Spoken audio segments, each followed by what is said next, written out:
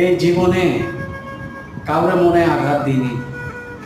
বাকিটা জীবন মরার আগ পর্যন্ত আল্লাহ যতদিন বাঁচায় দুনিয়াতে কারো মনে আঘাত দিব না ভাই, কারো 2 টাকা মেরেও খাবো না ভাই। আমরা প্রবাসী মানুষ, প্রবাসে কষ্টের কাজ করি। এই দেখেন শরীরে ঘামের গন্ধ পাই, ঘাম, শুধু খালি ঘাম।